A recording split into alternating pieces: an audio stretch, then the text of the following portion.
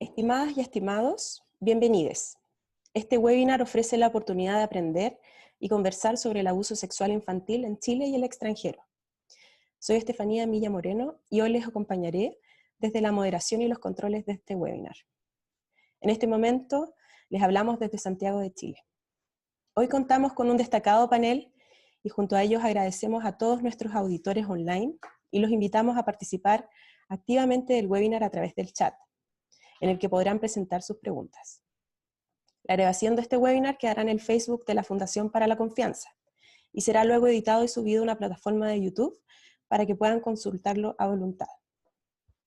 Finalmente agradecemos a nuestros expositores de hoy, que en orden de presentación son Sara Oviedo, Carlos Cuevas y José Andrés Murillo. Cada uno de los panelistas contará con 10 minutos para realizar su presentación aproximadamente, y les indicaré cuando les queden 5 y 1 minutos, para que puedan regular sus tiempos y mantengamos el espacio de las preguntas al público. Una vez realizadas las 3 presentaciones, habrá un periodo de 30 minutos de preguntas, que serán moderadas por quien les habla. Pido, por favor, que escriban su ubicación y a quien dirigen su pregunta en cada intervención. Nuestra primera panelista es Sara Oviedo. Sara es ex vicepresidenta del Comité de Derechos del Niño de la ONU y se ha desempeñado como presidenta del Consejo Directivo del Instituto Interamericano de la Niñez de la OEA y como vicepresidenta del Comité de Derechos del Niño de la ONU. Actualmente es directora ejecutiva de la Fundación Quintu Raimi, institución que representa a ECPAT en Ecuador. Con esto, damos la bienvenida a Sara. Buenos días a todos y todas. Gracias, Estefanía, por esta oportunidad. Para mí es muy importante volver a hablar del tema de los derechos humanos, poder hablar de los derechos, en el caso particular de los niños, niñas y adolescentes, porque sin duda son los derechos de los que menos conocemos, son los derechos que más recientemente fueron entregados a este grupo social y sobre todo porque demandan de nuestra parte, de parte de los estados, de las sociedades y de las familias, de protección. Yo quisiera comenzar señalando que los derechos humanos son prerrogativas, ventajas, privilegios, beneficios, atributos dados por el hecho de haber nacido seres humanos, dados por el simple hecho de haber existido, dados por la dignidad que conlleva el existir. Esto es muy importante dejarlo claro porque generalmente muchos grupos tienden a cuestionar la vigencia de los derechos humanos. Además, es muy importante señalar que todos los seres humanos tenemos derechos. Estos derechos son independientes de la raza, de la edad, del sexo, de la nacionalidad, del origen étnico, de la lengua, de la religión o de cualquier otra condición. Y además de que estos derechos los tenemos desde el instante en que nacemos y progresivamente los vamos haciendo ejercicio durante toda la vida. También es importante hacer la distinción entre los derechos y las responsabilidades. ¿Y esto por qué? Porque desde que se entregaron derechos a los niños, hay muchas voces que se levantan a lo largo y ancho del mundo, no solo de esta región, de que los niños no solo tienen derechos, sino que tienen responsabilidades. O sea, que el derecho conlleva la responsabilidad, uno, y dos, de que desde que habrían tenido derechos los niños, la autoridad paterna, la autoridad en las escuelas y colegios, está resultando bastante difícil ser ejercida por parte de los adultos. Entonces, siempre que hablo de los derechos de los niños, siempre estimo necesario hacer también esta distinción. Y aquí he traído una cita de la UNESCO, que es muy importante que la podemos ver. Se relaciona justamente con una de las con esta distinción que he querido hacer, y dice lo siguiente: como titulares de los derechos humanos y libertades fundamentales, todas las personas, pueblos y comunidades, en ejercicio de sus derechos y libertades, tienen la obligación y la responsabilidad de respetar los de los demás y la obligación de tratar de promover y observar tales derechos y libertades. Esto que se dice como muy comúnmente, donde que terminan mis derechos, nace el derecho de la otra persona. Y es en el ejercicio social, en el ejercicio de la relación social que van planteando los niños a medida de que van creciendo, que se plantean estas responsabilidades. Y no porque tengo derechos, tengo deberes de responsabilidades. Esto es muy importante tenerlo claro para quienes nos situamos dentro de la sociedad con una postura de derechos. Lo otro, el decir porque tengo un derecho, tengo un deber, significa más o menos lo mismo que siempre han pensado las sociedades. O sea, que que este adagio popular lo deja muy claro. Debajo de un brazo el pan y debajo de otro brazo el palo. Esto no significa que hemos avanzado nada. Entonces, por eso es que es muy importante que esta distinción entre derechos y responsabilidades, o sea, el hecho y lo repito, de que tenemos derechos por el hecho simplemente de haber nacido, por el hecho de existir, hace que todos los niños definitivamente sean sujetos de derechos. Y no conlleva, insisto, un derecho con una responsabilidad.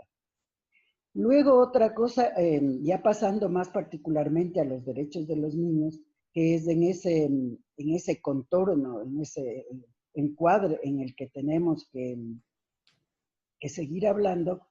Dar derechos a los niños significa reconocer que los niños desde el inicio de su existencia, dice esta cita del Comité de Derechos del Niño, están dotados de intereses, capacidades y vulnerabilidades particulares, así como de sus necesidades en materia de protección, orientación y apoyo en el ejercicio de sus derechos. Esto creo que también es súper importante, el considerar a los niños sujetos titulares de derechos significa justamente dejar a un lado aquella concepción de que los niños son seres sin intereses, sin capacidades, sin la posibilidad de darnos su opinión, de tener preferencia por algo, de dar su decisión, etcétera, etcétera. Esto definitivamente sí nos obliga a los adultos a un cambio radical. Desgraciadamente, hasta ahora, tanto la teoría de derechos humanos como la teoría de derechos humanos de los niños, particularmente la de los niños, está siendo manejada como una teoría más, sin que implique personalmente ni a la sociedad un cambio de sus creencias y de sus comportamientos. Y entonces está significando, por ejemplo, que el juez, que el profesor, que el padre de familia actúe exactamente como actuaba antes, que las crianzas violentas sean la forma de crianza además naturalizada, que los jueces no juzguen en función del interés superior del niño, sino de cualquier otra situación. Entonces es muy importante, insisto en este punto, de que los derechos humanos de los niños nos compromete a los estados, a las sociedades y a las familias a hacer, y a todos los adultos a hacer cambios radicales en nuestra forma de relacionarnos con los niños. También es muy común el hablar de un enfoque de derechos. Y sí, hay muchos términos, categorías que se generalizan y que como que con el uso van perdiendo el contenido que tienen. Y por eso me parece muy importante que en este contexto de lo que estamos hablando podamos situarnos nuevamente de que tener un enfoque de derecho es poner en el centro del análisis y de las decisiones a los sujetos de derechos. Y en este caso, el desarrollo integral del niño, niña y adolescente en todos sus ámbitos de desarrollo debería ser el centro de las decisiones de quienes estamos trabajando por los derechos de los niños, niñas y adolescentes. Y es importante decirlo, luego vamos a volver a lo del interés superior, pero que justamente este desarrollo integral de los niños es lo que se plantea en la observación general número 14 como el objetivo del interés superior de los niños. En este contexto de lo que hemos estado hablando, ¿cuál fue el instrumento internacional que entregó los derechos a los niños, niñas y adolescentes? Fue la Convención de los Derechos de los Niños, del Niño, porque así es el nombre, Convención de los Derechos del Niño, que fue aprobada el 20 de noviembre de 1989. Justamente el próximo año se cumple 30 años y entró en vigencia el 2 de septiembre de 1990, que demoró, es importante decirlo, 10 años en su elaboración. 10 años en su elaboración, es decir, 10 años en ponernos de acuerdo la humanidad de que si damos o no damos derechos a los niños, niñas y adolescentes. Decirles también, contarles que es el tratado internacional más ratificado de la historia de la humanidad. Solo falta Estados Unidos a que lo ratifique. Claro, eso no es ninguna novedad, es típico de Estados Unidos, que ha firmado, porque ese es el primer paso, firmar los distintos documentos internacionales. Lo firma, pero luego no lo ratifica. Si esto pasaría, si Estados Unidos lo ratificaría, sería un tratado universal. Déjenme decirles que la propia ONU, el cero no parte de la ONU, no tiene este número, 195 estados que hayan ratificado ser parte de la ONU.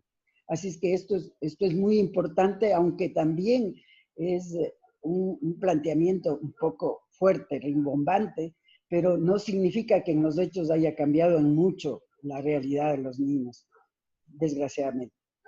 Lo que sí es importante decir que cuando se lanza la convención, que significó una suerte de revolución para los niños, niñas y adolescentes en la humanidad, porque por primera vez se entregaba estos derechos a este sector importante de la sociedad, a más de 100 años de que la Revolución Francesa entregó a los adultos varones, hay que decirlo también, aclararlo, también una serie de derechos civiles y políticos. Ya ahondando un poquito en la convención, es importante que conozcamos, porque ahí ya vamos entrando en la materia de lo que se quiere tratar acá, qué derechos entrega o consagra la convención para los niños. Primero, los derechos sociales básicos referidos a educación, salud, alimentación, vivienda, etc. Luego, derechos civiles y políticos. Esto es importante decirlo. Muchas veces esto como que queda medio oculto dentro de la convención. Se les entregó a los niños libertad de expresión, de información, se les entregó a los niños la posibilidad de decir su opinión, su libertad de asociarse y de reunión. También la libertad de pensamiento, de conciencia e incluso de religión. Esto es muy importante decirlo. Y también entrega, y esto tiene relación con el tema que estamos hablando, las medidas de protección contra la violencia, el abuso, el trabajo y la explotación sexual comercial en sus diferentes formas, etc. Así es que cuando hablamos de abuso sexual, estamos también hablando de el erradicar el abuso sexual nos lleva también a hablar justamente de uno de los derechos más importantes de los niños, que son el derecho a la protección especial. También es importante seguir en este análisis de la convención, decir que hay prácticamente dos o tres principios básicos que son los que revolucionan realmente a nivel legal, a nivel de las políticas públicas orientadas a la niñez en el mundo. ¿Cuáles son estos principios que revolucionan? El uno es el haber entregado a los niños la capacidad, la posibilidad de escucharlos. O sea, que ellos intervengan en todo procedimiento judicial, administrativo y de política pública que afecte su cotidianidad, que le afecte a él. Esto puede hacerlo directamente si se trata de un procedimiento judicial administrativo o directamente, de acuerdo a la edad en realidad y de acuerdo a las normas nacionales. Este derecho a la opinión está estipulado en el artículo 12 y es muy importante que todos lo revisemos, que todos lo utilicemos inclusive en nuestras distintas actividades que realizamos. Entonces, para terminar con la idea y que nos quede claro a todos la importancia de este instrumento internacional, decirles dos cosas más. Una, de que la Convención entregó a los estados una gran responsabilidad. Les responsabilizó del cumplimiento de los derechos.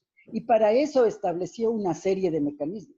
Estableció el mismo hecho de que los estados puedan ratificar la Convención y que cada 5 años presenten sus informes y sean sujetos de lo que se llama de un examen periódico. Y por último, también otro importante principio de la Convención es lo relacionado con el interés superior de los niños. Yo creo que este principio es el que definitivamente, según muchos abogados, es el que revolucionó el tipo de tratamiento hacia los niños. En síntesis, el planteamiento que hace la Convención es que todas las decisiones que atañen al niño han de tomarse según el interés exclusivo del niño, para garantizar su bienestar inmediato y futuro. En ese sentido, también hay la observación general número 14, que también animo a que lo lean, donde que se desarrolla todo este principio del interés superior del niño y que lo podamos, junto con los protocolos facultativos de la Convención, que al momento son 3, y sus 21 observaciones generales, forman parte de la Convención y que sería importante también que los podamos revisar a quien esté más interesado en profundizar en este tema. Muchas gracias. Muchas gracias, Sara. Ahora vamos a dar paso a la presentación de Carlos Cuevas. Carlos Cuevas es profesor asociado y codirector del Laboratorio de Investigación sobre Violencia y Justicia de la Universidad de Criminología y Justicia en el Northeastern University. La investigación y temas de interés de Carlos son victimización y trauma, abuso sexual, violencia familiar y temas afines. Adicionalmente, Carlos entrega apoyo para la salud mental de individuos y familias. Carlos, adelante. Gracias, gracias por la invitación a participar en esto. La próxima vez me gustaría estar en Chile, así por lo menos puedo pegarme el viaje y alguien me puede mandar una buena empanada por lo menos. Lo primero que quiero comentar es que esta presentación va a ser un poco diferente, dado que está enfocada en la experiencia de abuso sexual de latinos en los Estados Unidos. Para dar un poco de contexto, quiero mencionar un poco cómo ha cambiado la demografía en los Estados Unidos en términos de la población latina. En términos del porcentaje de la población latina, aproximadamente 15, 17% de la población de los Estados Unidos son latinos. Más o menos 1/3 de esa población son inmigrantes, otros 2/3 son personas que han nacido aquí en los Estados Unidos. Eso ha cambiado significantemente en los últimos 10 años. Entre el 2000 y el 2010, donde han sido las cuentas de población grande aquí en los Estados Unidos, ha habido aumento de aproximadamente como 43% en términos de la población latina en este país. Es la población que ha crecido al paso más grande en los Estados Unidos. Y es ahora el porcentaje más grande de la población que no son personas blancas en los Estados Unidos. Últimamente el aumento ha disminuido un poco, pero sigue siendo uno de los grupos que está creciendo a un paso más grande. Se estima que más del porcentaje de aumento del porcentaje de la población latina va a aumentar casi 60% entre ahora y el 2050. Carlos, perdona por interrumpirte, pero ¿me puedes decir siguiente para que vaya pasando las diapositivas, por favor? Sí, todavía estoy en esta. Entonces es importante tener esto en mente porque esta es una comunidad que está creciendo significativamente en este país. Está en una posición un poco interesante desde el punto de vista del medio ambiente sociopolítico, que voy a comentar después, pero también nos deja con un poco de un problema porque la investigación del abuso infantil, la investigación del abuso sexual no ha mantenido el paso con el aumento de esta comunidad y cuánto ha crecido en este país. Próxima. Entonces, lo que voy a presentar aquí son datos de 3 proyectos que hemos hecho en nuestro laboratorio enfocado en la comunidad latina y hemos preguntado sobre el abuso sexual como adulto y como niño. El primero es un estudio nacional que hicimos con mujeres latinas hablando sobre el abuso sexual y otros tipos de abusos que se hizo a través del teléfono en todo el país, en todos los 50 estados de los Estados Unidos. El segundo proyecto, y ahí tengo las abreviaciones, SALA es el primer proyecto. El segundo, el proyecto Dávila, fue una encuesta nacional con adolescentes entre la edad de 13 y 18, donde también les preguntamos sobre varios tipos de victimización. Enfocamos en violencia de parejas, pero también preguntamos sobre abuso sexual durante el último año.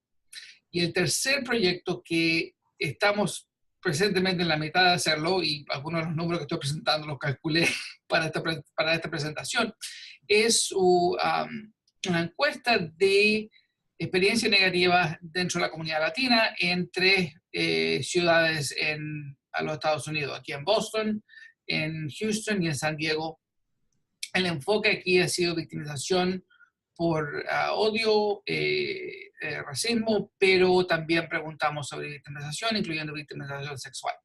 Estoy combinando los números, pero quiero presentarles estos proyectos porque realmente nos da una buena idea de qué es lo que vemos en términos de abuso sexual con esta comunidad aquí en los Estados Unidos. Próxima. En general, si les preguntamos sobre lo que ha pasado en el último año o si ha pasado en toda su vida, el abuso sexual infantil le ocurre más o menos a un 17-18% de los adultos reportan que han tenido abuso sexual infantil. Cuando le preguntamos a los niños, más o menos 10% habían reportado que le había pasado en el último año. El abuso sexual en general, obviamente menos frecuentemente con adultos, pero en general 20% nos han dicho que han tenido abuso sexual en su vida en algún momento. Y como pueden ver, comparando con el número de abuso sexual infantil, la mayoría de ese abuso ha sido cuando eran niños o niñas. En comparación, la victimización general de jóvenes fue más o menos 45% y la victimización general para adultos fue un poco más de 50%. Eso dice cualquier tipo de victimización, abuso sexual, abuso familiar, víctima de crimen, cualquier tipo de cosa, le ocurre más o menos a la mitad de la población. Pero obviamente el abuso sexual es significante, dado que es la mayoría abuso sexual infantil y más o menos 20% de lo que vemos con esta comunidad. En comparación con la población general estadounidense, está entre medio, es más alta que la mayoría que le ocurre a las personas blancas, pero más baja lo que ocurre en otras comunidades de color. La próxima. Una cosa que es importante que siempre quiero presentar cuando hablo del abuso sexual o abuso sexual infantil es que no es lo único que les está ocurriendo. Sabemos que si vemos otros tipos de abusos que ocurren dentro del mismo tiempo o abuso que se repite de un punto en la vida a otro punto en la vida más tarde, vemos que la mayoría de las personas están teniendo una experiencia que es más de un tipo de abuso. Entonces el abuso sexual es el único abuso es muy raro. La mayoría del tiempo, como se ven las 4, que es la parte de la derecha de lo que estoy presentando, la mayoría, 2/3 de las personas tienen otro abuso además del abuso sexual o un simple abuso. Entonces es importante cuando hablamos de este problema que nos acordemos que no es lo único que le está pasando a esta persona y cuando vemos a estos niños que sea en terapia o buscando servicio o en la comunidad, probablemente han tenido más de una experiencia negativa. Próximo. Comparaciones que quiero presentar que yo creo que son importantes dado el contexto de ser una persona latina en los Estados Unidos. Son 3 cosas que me quería enfocar. Tenemos datos para muchas otras, pero tenemos tiempo limitado. Un poco comparar la diferencia entre hombres y mujeres, niño y niña, cuál es la diferencia en personas que han emigrado a los Estados Unidos y cómo el nivel que se han integrado a la cultura norteamericana afecta el riesgo de ser victimizado. La próxima.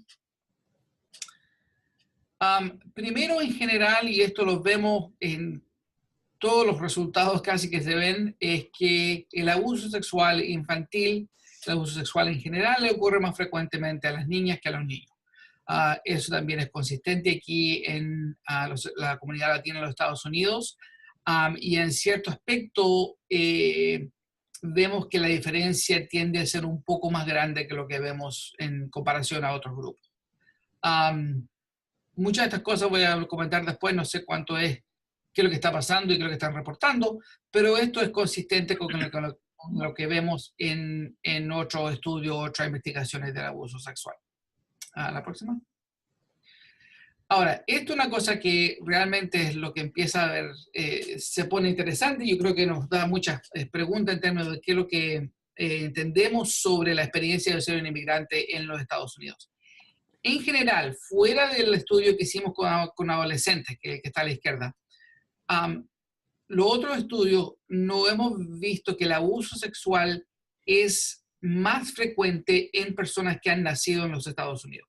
O sea, no son personas que han venido a los Estados Unidos, pero las personas que están viviendo aquí, que ya sabemos que es más o menos 2/3 de la población latina en los Estados Unidos.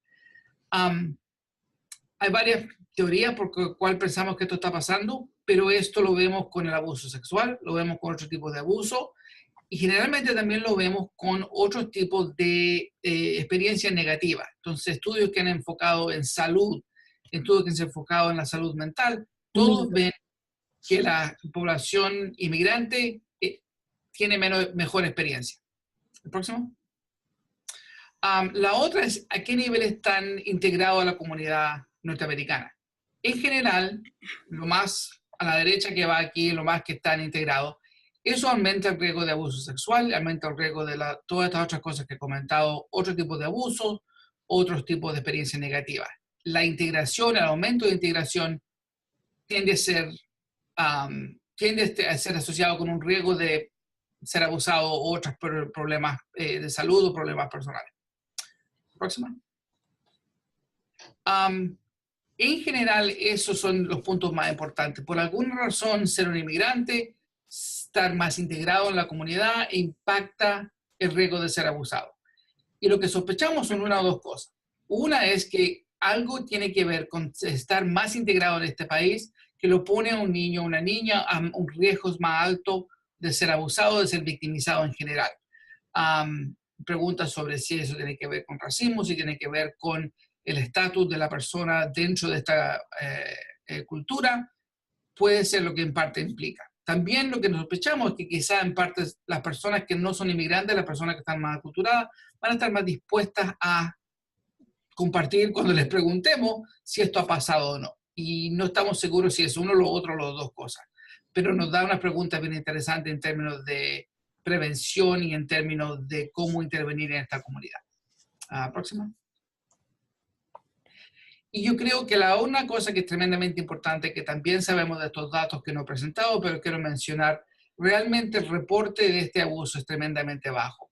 Es menos del 50% que está reportando el abuso, y en términos de abuso a cualquier sistema formal, la policía, terapia, las cortes, es menos de 20%. Este es un abuso que la experiencia la tiene, el abuso ocurre y a nadie se le cuenta. Está muy escondido. Segundo, yo creo que cómo ha cambiado el medio ambiente sociopolítico aquí en los Estados Unidos en los últimos par de años, en el cambio con la administración del presidente, realmente ha afectado no solamente el riesgo de victimización para esta comunidad, pero la posibilidad que van a poder utilizar cualquier tipo de recursos formales, que sean las cortes, que sea la policía, que sea quien sea. Esos sistemas ya han dejado de ser fuentes de apoyo y ahora son fuentes de miedo para mucha de esta comunidad. Entonces creo que eso realmente ha dañado la posibilidad que víctimas de abuso compartan su abuso y tengan cualquier remedio para lo que se les ha ocurrido. Eso es. Muchas gracias, Carlos. Nuestro tercer y último panelista es José Andrés Murillo. José Andrés es director ejecutivo de la Fundación para la Confianza, doctor en Filosofía y Ciencias Políticas y magíster en Sociología del Poder. José además es fundador y presidente del directorio de la Fundación para la Confianza. José, adelante. Bueno, muchas gracias. Lo que voy a hacer en esta presentación es hablar sobre todo de la experiencia que hemos tenido acogiendo víctimas, ¿no? Bueno, entonces llevamos 8 años nosotros en la Fundación trabajando con personas que han sido víctimas de abuso sexual durante su infancia. Han pasado miles de personas que han sido víctimas. Y una de las grandes preguntas que surgen tanto de la investigación como el trabajo con las personas que han sido víctimas es acerca del silencio, ¿no? Nosotros trabajamos con grupos de ayuda mutua, con orientación también a personas que han sido víctimas. Y la gran pregunta que ellos tienen, pero que también tienen las personas en el mundo público cuando estalla un caso, es ¿por qué alguien no habló antes? ¿No? ¿Por qué no lo hizo público? ¿Por qué no pidió ayuda? E incluso, no solamente una pregunta a veces como honesta, sino también una pregunta que emplaza a las víctimas a cargar sobre ellas la responsabilidad de no haber hablado, le da, las culpabiliza de no haber pedido ayuda, las culpabiliza también por otras víctimas, o cuestiona el hecho de que hablen ahora, 5, 10, 15, 20, hasta 50 años después del hecho. Entonces quisiera, quisiera pensar en todas las personas siguiente de nuevo, en las personas que van a la fundación intentando como conectarse con el hecho de haber sido víctimas y que hoy día quieren hablar. Son cientos, cada año hay más de 700 víctimas que llegan a la fundación a pedir orientación, ayuda de cuando ellos fueron, por haber sido victimizados durante su infancia, ¿no? Las investigaciones en Chile la verdad es que son tremendamente precarias, ¿no? Como los pocos números que habían y que los tenía UNICEF eran de 8,7% por ciento de niños y niñas y adolescentes habían sido víctimas durante su infancia. Y eso era una investigación que metodológicamente no nos dejaba tranquilos por la cantidad de gente que acudía a nosotros. Y también leyendo investigaciones, sobre todo de Finkelor u otros, como la cantidad, era imposible que Chile tuviera índices tan bajos de victimización cuando en el mundo pasaban mucho, ¿no? Y la investigación que nosotros realizamos en la región metropolitana nos entregó de manera integrada y transversal que un 25% de los adultos a los que le preguntamos habían vivido situaciones de abuso sexual antes de cumplir los 18 años. Siguiente. La pregunta entonces ahora, ¿qué es lo que ocurre? Y una pregunta que no solo tiene la opinión pública o el sistema judicial, el sistema psicológico, sino también las propias víctimas. ¿Por qué guardaron silencio? Y aquí lo que nosotros dijimos, y esto es con cientos de conversaciones y entrevistas que he ido teniendo con personas que han sido víctimas. Una víctima no guarda silencio, ¿no? Una víctima es silenciada por el abuso, por el entorno, por el agresor, por la sociedad, por las instituciones que han encubierto o que han encubierto de manera implícita o explícita, de manera directa o indirecta, que han cuestionado los relatos de los niños, las niñas, es silenciada por un sistema judicial hostil a las víctimas, y especialmente a las víctimas cuando son niños o niñas. Y es aquí donde también nosotros hemos intentado, como hicimos una lista, ¿no? Una lista incluso larga de cuáles son aquellas razones por las cuales una víctima ha sido silenciada, ¿no?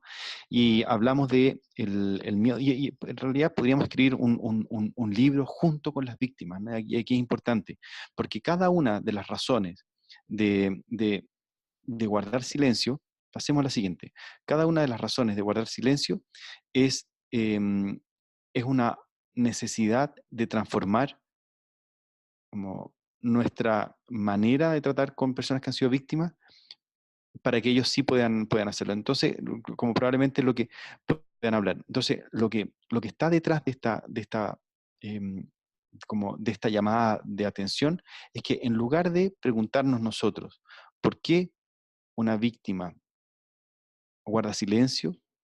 Preguntémonos cuáles son las razones del silenciamiento y qué es lo que nosotros podemos hacer como sociedad, como terapeuta, como investigadores, como sociedad civil, como organizaciones, como miembros de la política, como miembros de un país, para que las personas que han sido víctimas puedan encontrar el espacio de retomar la palabra que fue silenciada, ¿no? Y ojo que hablo de situaciones como cognitivamente normales, ¿no? Como una persona que guarda silencio, como personas que han sido silenciadas por el miedo, por por las amenazas, por el miedo a la victimización, por la vergüenza, por la culpa, por la dependencia afectiva a veces, o por la dependencia económica con el agresor o la agresora, por la dependencia existencial a veces, incluso institucional, con las personas que tienen poder dentro de la organización. Pero también las personas que son silenciadas por el trauma, ¿no? Y aquí hay todas las investigaciones que van hacia la memoria traumática pueden describir de manera bastante clara. Pasemos a la siguiente, Estefanía, si se puede. Las personas que han sido silenciadas por la memoria traumática, en la que, en la que la memoria cognitiva se disocia de la memoria emocional y las personas, si bien no logran como reconstruir cognitivamente o tener una sensación de realidad de lo que vivieron, sí hay una sensación afectiva que las persigue, que las deprime y que en no pocos casos las lleva al suicidio, a los desórdenes alimenticios o otro tipo de enfermedades, ¿no?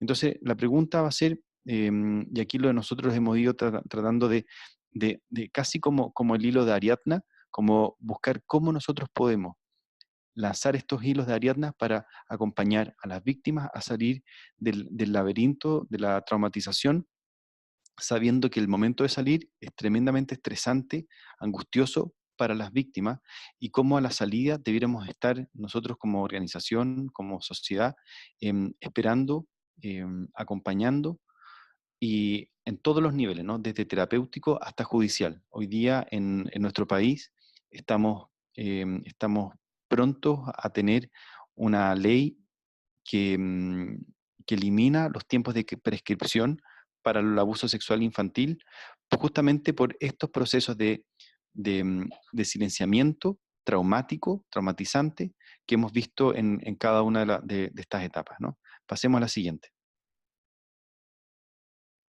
Entonces, en muchos de estos casos, si bien no se habla del abuso sexual infantil, del trauma, del trauma que producto del abuso, sí, y puse una imagen de un huracán, porque pareciera que se toma toda la memoria, ¿no? Y todo el espectro afectivo de una persona, como cargando con ese silencio, muchas veces un silencio sin nombre, pero que sin embargo está destruyéndolo todo, ¿no? Hasta que de pronto, por alguna razón, pasemos a la siguiente, el- el- hay algo que empieza a iluminar, ya sea, a veces lo he pensado como situaciones límite, o el nacimiento de un hijo, o cuando los hijos tienen la edad de la persona cuando fue víctima, y esto lo he visto en muchos casos, o cuando un hijo o una hija están como rondan alguna de las circunstancias parecidas a la que la persona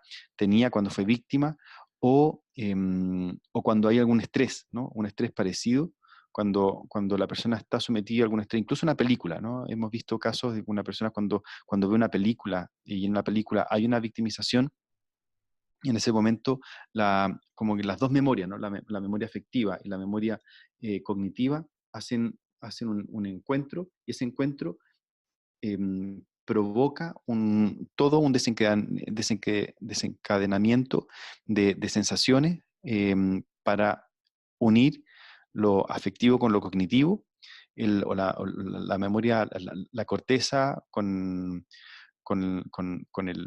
la memoria del campo del cerebro límbico, y que si bien es muy estresante, abre la posibilidad también de una integración. Entonces, o sea, si bien el trauma por el abuso provoca una,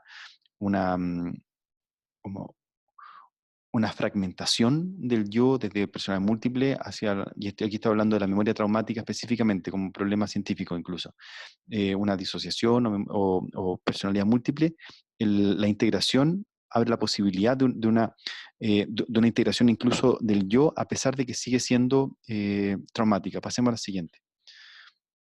Y la siguiente también. Entonces, ahí comienza como el momento, así como siempre pienso en la memoria traumatizada como el medio de un bosque, en la que uno empieza a ver la posibilidad de salir, pero es una posibilidad de salida no sin los momentos estresantes y la misma memoria herida, que en muchos casos no se sana del todo, o no es que no se sane del todo, sino que queda como una cicatriz. Pasemos a la siguiente. Como una cicatriz o como un recuerdo de la persona que fue víctima, pero sí queda una parte oscurecida del yo, que en algunos casos se logra como superar, pero en la mayoría de los casos que lo he visto, queda como una cicatriz que en algunos casos, y aquí habría que hacer casi probablemente una investigación que no se ha hecho, en cuántas veces y cuáles son las circunstancias en las que una persona puede, ante un trauma por abuso sexual infantil, especialmente de personas que debían cuidar y sin embargo agredieron, cometiendo la traición de los garantes de los derechos, como estableció Sara, y que es tan común, ¿no? Como fue estableciendo también Carlos, cómo esa persona puede o superar el trauma, superar la situación junto con otros, generalmente con otros, o cuando una persona hace carrera victimal, es decir, que queda con esa herida y no puede salir de ese lugar. Algunos se transforman también en activistas muy, muy potentes, ¿no? por los derechos de aquellas personas que vivieron, o que para que no vivan aquello que ellos sufrieron cuando eran niños, niñas o adolescentes, o cuando estas personas también lo superan del todo, y a pesar de la cicatriz pueden seguir viviendo. Así que eso quería compartir con ustedes, el camino de la ruptura del silencio. Así que muchas gracias. Muchas gracias, José. Bueno, les recuerdo a los audioescuchas, a la gente que está conectada, que este es el periodo de las preguntas. Vamos a pedirles que, como dice esta lámina, nos pongan su nombre, el lugar geográfico de donde nos escriben y a quién dirigen su consulta. Carlos nos está conectado desde Estados Unidos, José está acá en Santiago de Chile y Sara está desde Quito, Ecuador, si no entiendo mal. Vamos a ver qué preguntas hay. Entonces dice, Mauricio Meneses, escribe desde el Hospital Luis Calvo Maquena, coordina un comité de protección a niños y adolescentes, y su pregunta se orienta al concepto de oportunidad de la justicia. Su experiencia muestra que hay un sobreseimiento de casos que alcanza un 93% en fiscalía para delitos sexuales contra menores y un promedio de 260 de investigación para este tipo de delitos. Gracias, Mauricio. Es pregunta abierta, contesta cualquiera que quiera contestar. Me gustaría hablar, ¿no? Pensando sobre todo en el concepto de justicia que nosotros hemos ido manejando en la Fundación para la Confianza, y teniendo estos datos también, ¿no? Nosotros hablamos de entre aquí es menor, ¿no? De entre que el 7% de los casos logra algún tipo de sentencia. Más o menos 1 de cada 25 casos se denuncia. Eso hemos ido nosotros construyendo la cifra negra del abuso a través de varios cruces de cifras, ¿no? De cada 25 casos de abuso sexual infantil que ocurren, solo uno se denuncia. Y de esos casos que se denuncian, menos del 10% llegan a algún tipo de sentencia. La mayoría quedan con orden de no innovar, ¿no? O de no seguir investigando porque no hay pruebas suficientes, porque en algunos casos se puede dar por establecido la victimización, pero no el autor. Y eso pareciera que impide la justicia. Ahora, lo que nosotros intentamos manejar es que la justicia no debiera tener solamente la orientación punitiva, ¿no? Muchas veces nosotros pensamos que el único fin del proceso judicial es encontrar un victimario, un criminal y castigarlo. Incluso, y esto se pervierte de manera tal que lo he visto y he tenido ahí algunas discusiones fuertes, a veces con personas del Ministerio Público, en la que se utiliza a las víctimas como meros medios de prueba para poder cumplir las metas de los juicios que se llevan a término. Eso la verdad es que es una perversión del sistema judicial y otra de las razones del silenciamiento de las víctimas. Y nosotros deberíamos hablar de que la justicia tiene un rol, un rol terapéutico independiente del resultado que diga un juez o no. El hecho de que una víctima logre alzar la voz y decir que le ocurrió un abuso sexual infantil, eso para nosotros ya es un triunfo y nosotros lo celebramos con las víctimas, y las víctimas tienen muchas más posibilidades de superar su memoria traumática cuando logran romper su propio silenciamiento y acudir a la justicia, independiente de lo que diga un juez o no. Invito a Carlos o a Sara, parece que Carlos quiere hacer una mención y después va Sara. Un breve comentario. José, por supuesto, estoy de acuerdo con todo lo que has comentado, y los números aquí en los Estados Unidos no son mucho mejores en términos de cómo el proceso legal con estos casos. La otra cosa que yo creo que es una dificultad con el abuso sexual en general es que uno de los pocos crímenes que casi siempre se duda a la víctima. Muy raramente se acepta la realidad de lo que le ocurrió a la víctima, y eso no pasa en ese tipo de defensa. Si alguien te roba la billetera, la primera pregunta no es, ¿estás seguro que pasó? Mira cómo estás vestido bien formal, quizás fue culpa tuya. Ningún otro crimen tiene esa reacción. Y yo creo que antes de empezar en el sistema legal para, digamos, la justicia formal, que digamos, hay que empezar a cambiar la mentalidad que uno tiene sobre cómo uno reacciona a este tipo de victimización. La duda no es la reacción apropiada, y realmente hay que cambiar, yo creo, cómo la gente piensa sobre esto, porque sin eso yo creo que el resto del proceso no se va a mejorar mucho. Gracias, Carlos. Va Sara ahora. Sí, igual en el país los datos que tenemos van en la misma línea de lo que ha planteado José. Yo creo que no hay muchas diferencias. Con una cosa excepcional acá en el país. Desde el año pasado fue declarado un problema nacional el abuso sexual en los establecimientos educativos, porque hubieron como 800 denuncias solo en el año pasado de abuso sexual en los establecimientos educativos. Y eso hizo que se forme una comisión especial en la Asamblea Nacional. La comisión AMPETRA se llamó, dejó de funcionar en estos días. Eso hizo también que el tema del abuso sexual en el Ecuador, en febrero de este año, fue sometido a una consulta nacional para justamente preguntar al país si estaban de acuerdo con la imprescriptibilidad de estos abusos. Y obviamente fue la pregunta de esa consulta que más porcentaje del sí ganó. Es decir, hay un panorama aquí en el Ecuador que ayuda a la denuncia. De hecho, hay una mesa interinstitucional entre todos los organismos de justicia que debe coordinarse de forma permanente. Y cuando yo lo fui a escuchar al fiscal en la asamblea, ¿cuánto hemos avanzado? Realmente era ridículo lo que hemos avanzado. Entonces, por eso quería dar este elemento adicional de que inclusive políticamente, si se prioriza el tema, como es el caso de que está ocurriendo en Ecuador, pero eso no necesariamente influye en cambios radicales en el manejo de la justicia. Entonces, eso quiere decir que el tema de la justicia está todavía muchísimo más complejo, que hay que trabajar muchísimo más con los jueces para que se apersonen y traten este tipo de cosas. Y obviamente también trabajar con la sociedad para que se atrevan más a poner las denuncias después de todo este proceso que tienen que definitivamente seguir, como nos ha relatado José, de romper con el silencio. Muchas gracias, Sara.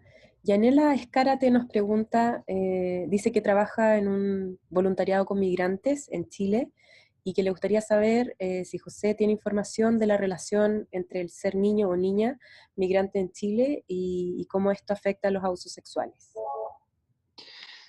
Muchas gracias, Yanela. Lo que hemos intentado hacer es ver y la verdad es que es bastante evidente que hay una prevalencia mucho mayor en los migrantes. Hemos intentado trabajar, hemos intentado comenzar trabajo de investigación con Iskra Paves, que es investigadora, y ella misma sobreviviente, tiene un libro muy potente sobre su historia, y académicamente hemos intentado también establecer ahí, y yo creo que eso es uno de los desafíos que tenemos para, ojalá los próximos años, poder entrar en los migrantes, porque sabemos que la vulnerabilidad que viven ellos es mayor que los niños chilenos, ¿no? Entonces, lo tomo, tu pregunta la tomo como un desafío. Así que muchas gracias.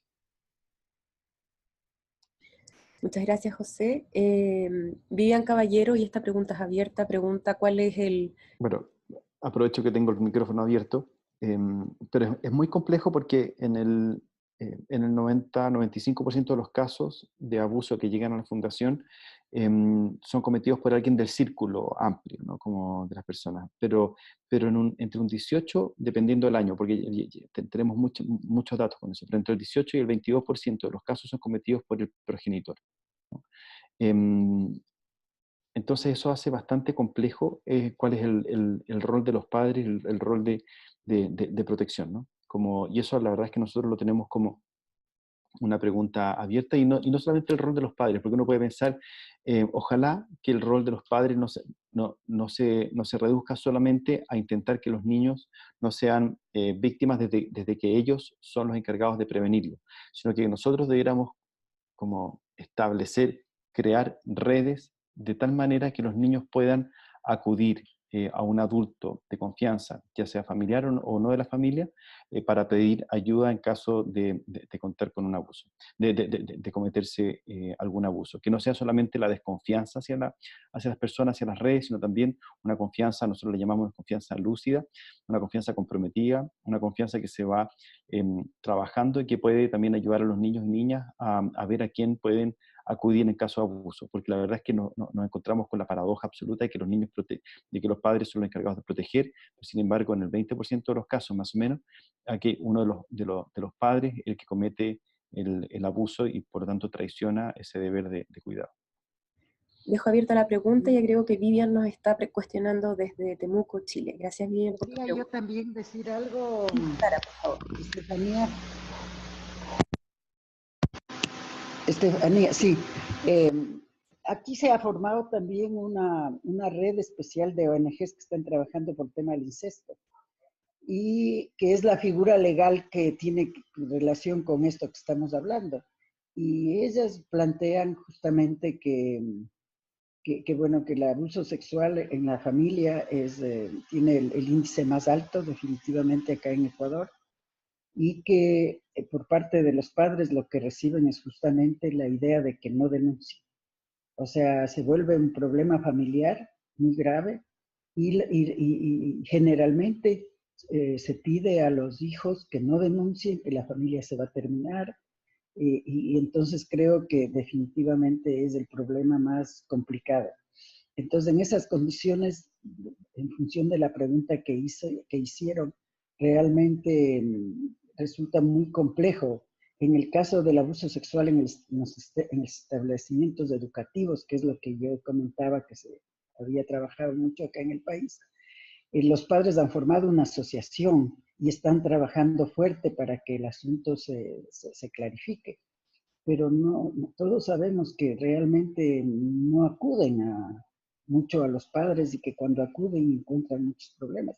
Y en el caso del abuso sexual, cuando ha sido cometido por los curas, eso me parece, aquí al menos de lo que nos han contado las víctimas, se vuelve todavía mucho más complicado, porque se cruza el elemento fe, el elemento religión, se cruza y generalmente la iglesia se suma a los padres de familia para evitar que si se atrevió el chico a hablar, no se continúe con ningún proceso. Entonces, realmente es una pregunta muy buena porque realmente es uno de los cuellos de botella más importantes que encontramos. Muchas gracias, Sara. Le paso la voz a Carlos en caso que quiera agregar algo sobre esta pregunta. Mira, yo creo que una cosa importante, por supuesto, como dijo José, dado que la persona que está cometiendo el abuso no es uno de los padres, vuelvo al punto importante de que realmente hay que creer y apoyar a la víctima. Presentaciones falsas de abuso sexual no ocurren muy frecuentemente y honestamente que el niño o la niña se sienta apoyado, sienta que lo estamos creyendo, sienta que lo vamos a proteger es tremendamente importante. Y entonces darle ese medio ambiente, que se sienten apoyados, ese medio ambiente, que se sienten cómodos en compartir, es tremendamente importante, porque sin eso es muy difícil para ellos poder resolver el trauma del abuso o tener algún recurso de apoyo que sea dentro o fuera de la familia. Para mí siempre eso ha sido el primer paso en términos de cómo uno, qué es lo que uno hace cuando escucha que un niño está reportando este tipo de abuso. Muchas gracias, Carlos. Me gustaría invitar a todos los panelistas a compartir una última reflexión. Estamos a puertas de cerrar la transmisión, así que quizás en un minutito si nos comparten un mensaje, partiendo por Sara, después vamos con Carlos y terminamos con José.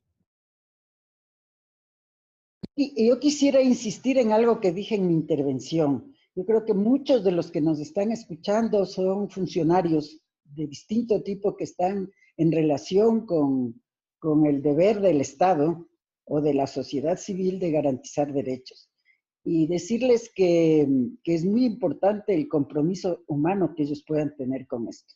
Que más allá de entender toda la teoría y más allá de tener súper claras las leyes y todo eso, en la base está un compromiso humano, en la base está lo que dije, un cambio cultural que ellos puedan hacer individualmente de su actitud con respecto a los niños, de los comportamientos y la forma de pensar que ahorita rige en la sociedad, está definitivamente siempre en desmedro de los intereses de los niños. Entonces, para poder garantizar derechos, debemos superar esas creencias y esos comportamientos. Así que les invito a hacer un cambio real en su vida y que les va a hacer mucho bien a ellos mismos como personas. Muchas gracias, Estefanía, esta oportunidad. Yo creo que una cosa que me gustaría comentar es la importancia de prevención. Y la prevención muy frecuentemente se ha enfocado en términos del abuso sexual sobre qué es lo que puede hacer una víctima para protegerse. Y la responsabilidad, como comentó José, se le pone a la víctima de no ser abusado o abusada. Una cosa que es tremendamente importante es que yo creo que tenemos que cambiar el enfoque a cómo prevenir el abuso desde el punto de vista del riesgo de abusar el ofensor. El desarrollo de enseñar sexualidad saludable, la importancia de enseñar relaciones íntimas saludables, son tremendamente importantes desde un punto de vista de prevención para prevenir el abusador en términos de cometer este tipo de ofensa. Y yo creo que el enfoque de prevención sobre cómo minimizamos que hayan personas que van a ser abusadores es lo que está faltando en términos de esta área en general. El enfoque y la responsabilidad se le ha puesto mucho a la víctima y yo creo que eso realmente tiene que cambiar. Y nuevamente gracias por la participación en esto. Bueno, ahora me gustaría también hacer referencia hacer referencia a la prevención también, y ampliar que así como durante mucho tiempo se ha puesto la responsabilidad de la prevención sobre las víctimas o sobre los niños, sobre las posibles víctimas, es decir, que ellos tienen que aprender a reconocer sus partes privadas, defenderse. Incluso he visto algunos manuales de prevención donde le enseñan a pegar a los niños, le enseñan a pegarle a los posibles abusadores, lo que es de una ridiculez bastante grande, ¿no? Me gustaría poner un énfasis, además de que hay una deuda de la sociedad hacia la prevención a partir del posible agresor, pero también hacia la sociedad entera, ¿no? Como los terceros, ¿no? Todos aquellos que somos testigos o podemos ser testigos o tenemos, tenemos la obligación de ser testigos, ¿no? Como este tercer vértice, así como en el abuso sexual y en todo tipo de victimización, ¿no? No es solamente, no es una línea, no es que esté el agresor y la víctima, está el agresor, la víctima y están los terceros, es un triángulo. Todos aquellos que vieron o que pudieron ver, que escucharon, que pudieron escuchar o que tenían todo para escuchar y que podían actuar y sin embargo decidieron no hacerlo. Hay casos donde aquel tercero que ve o que sabe actúa y cambia la historia de las personas. Ellos son, me parece hoy día, como dirían, los imprescindibles, ¿no? Y cómo nosotros debiéramos cambiar desde terceros pasivos, terceros cómplices, a terceros protectores, ¿no? Terceros protectores y de una manera estratégica para evitar que un niño o una niña sea víctima o si ha sido víctima, para intervenir de manera oportuna, de manera adecuada, de manera estratégica, ¿no? Porque eso es lo que nosotros tenemos que cambiar. Así que muchas gracias, gracias Estefanía por organizar esto. Estoy realmente como conmovido con lo que se puede hacer y estoy seguro que esta va a ser la primera de muchas. Y Carlos, un gusto enorme de conocerte, no nos conocíamos en persona, te había leído mucho, pero no había tenido el honor de conocerte a través de este medio. Y Sara, bueno, como siempre, una alegría enorme compartir panel contigo. Y gracias a todos los que escuchan. Muchas gracias a todos, agradecemos en especial a nuestros panelistas, todos quienes desde sus trincheras están apoyando para poder solucionar o apoyar a las víctimas que están en esto. Vamos a agradecer también a la Fundación para la Confianza que nos permitió también canalizar este evento y sin más nos despedimos deseando que todos tengan una buena semana. Muchas gracias a todos ustedes, Carlos, Sara y José. Hasta pronto.